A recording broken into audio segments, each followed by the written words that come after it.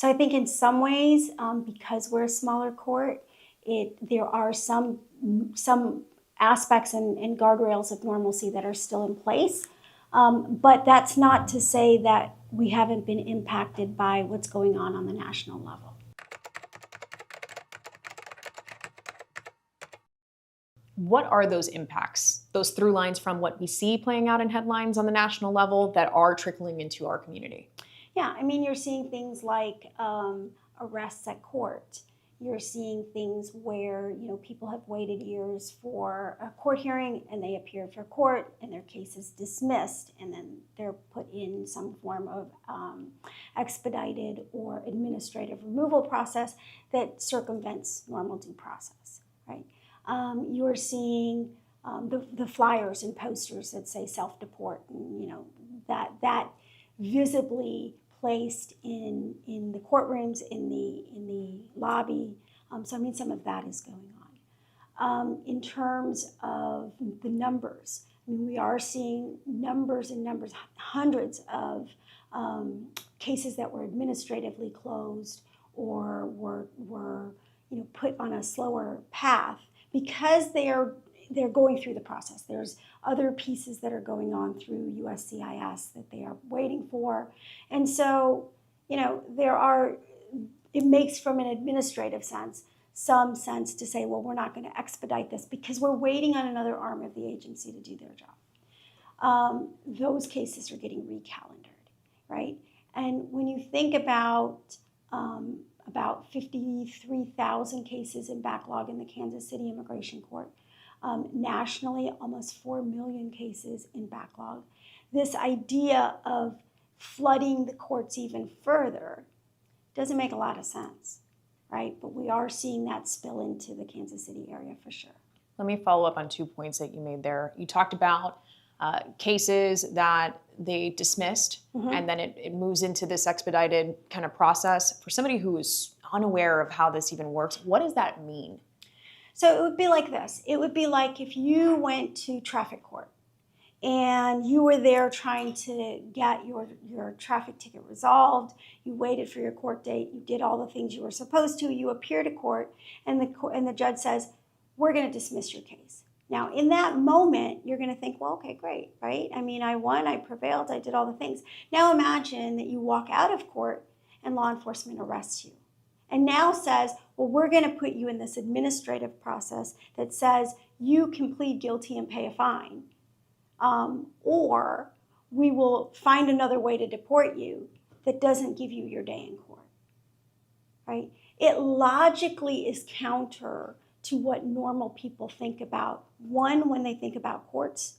2, when they think about due process. And 3, just overall how laws work in the United States. Like, these are not systems that, people think that you're going to get your case dismissed only to get rearrested, right?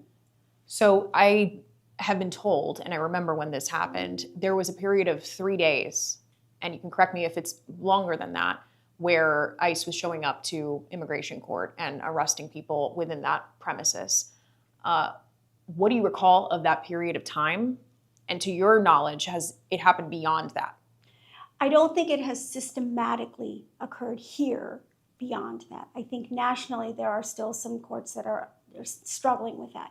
But I think that's an attestament, like I said, I think that's an testament to some of the judges here who have said, look, we're not going to participate in this way because that's just not how we do things.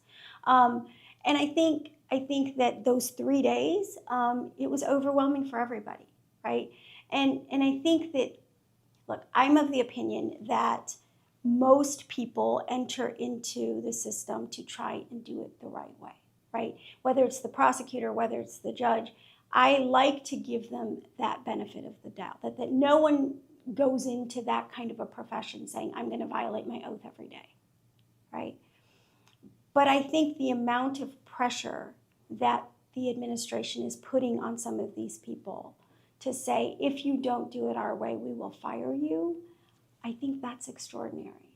And I think that that's something that, just from a human perspective, we've got to go, are they really just that evil, or are they really just having a human reaction? And then how do we correct that? I think that those are 2 open questions that we still don't really fully know. But I think, here, when it happened, I will tell you that it was short-lived. But those 3 days, it was traumatic for everybody. You had people who really, for that split second, thought things were better, things were okay. Didn't happen that way. And these are people who've been waiting a long time and who have been trying to do it the right way, right? You hear that in the media all the time. You hear that in every political speech out there, right? It becomes that soundbite to say, why don't they do it the right way? Why don't they do it the right way? Well, they were trying to do it the right way. Playing devil's advocate to that point, when I observed the court hearings for several days, there's different groups that come in, those who are represented, those who are not represented, what the nature of their case was. And there were a lot of people who were EWI cases, EWI, I think is how you pronounce it, entry without inspection. Anybody can walk into these courts and observe this and say, well, here's the larger group that came in, entry without inspection. They didn't do it the right way. They just got flagged. And now they are showing up to, challenge, what the government is alleging, is my understanding. So what is your response to that? I mean, they're there in court trying to do it the right way, but the reason that they are, arguably, is because they didn't. Well, I mean, I think the problem is that's a simplistic approach, right? And part of it is that when you look at, how long have we been talking about as a country the need for comprehensive immigration reform, right? When you think back to the last true amnesty was during Ronald Reagan's time. And when they did the amnesty back in Ronald Reagan's time, they set up a system that no one followed, right? What was Reagan's plan? Reagan said, I'm going to legalize whoever's here, and then set up the E-Verify system so that people who were unable to work, that they were going to go after employers and sanction employers for hiring undocumented workers. But unfortunately, the country is built on cheap labor. So what did not happen? They legalized this group of people, but then what didn't happen is that the law that was on the books was not enforced.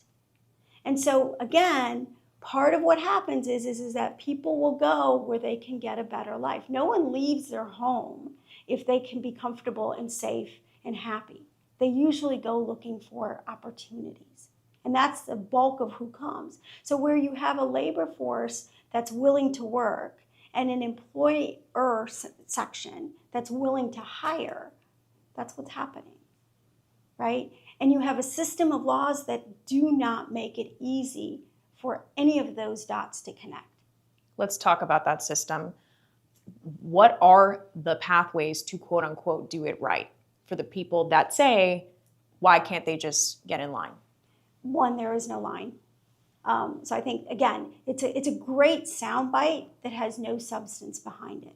It's not legally there. It's not factually there. There is no line, right?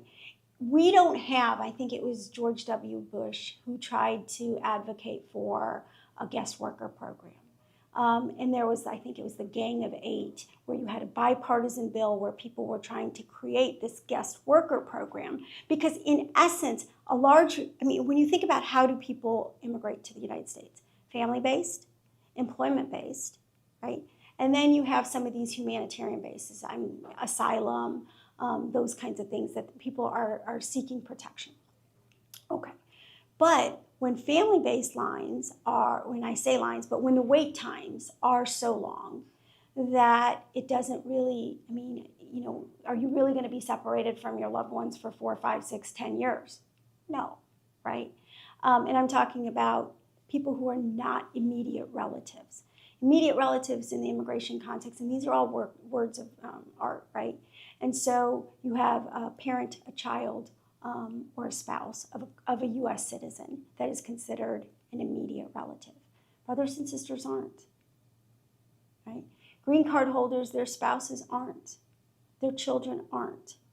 So it's not about the familiar relationship that most people would think about. It is about the legal definition of what does this mean. So in this context, what you have is that you have certain pathways, but to get to those pathways, you have to either have a family member, you either have to have an employer. Well, employers aren't willing to wait 10 years to have an employee.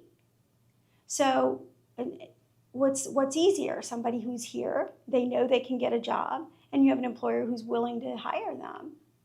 There you are. The guest worker program was arguably set up to solve some of those issues. It never happened. The immigration system initially was under the Department of Labor, right? It was because people recognized that individuals were coming for work and opportunity. Currently, if you look at how poorly the laws are written, it's really a Band-Aid approach, and it's kind of driving what's going on in the courts, it's driving what's going on in society, because you have a system that's in place that really everybody knows, everybody agrees that they should wipe it clean and start over, right? But instead, it's almost like if you had a house that really needs to be torn down, but you're not tearing it down, and you keep trying to patchwork it to make it function. Eventually, that house is so dilapidated that you can call it a house, but it's not really a house. And I think that's kind of what you're seeing and why you're seeing some of these crises occur.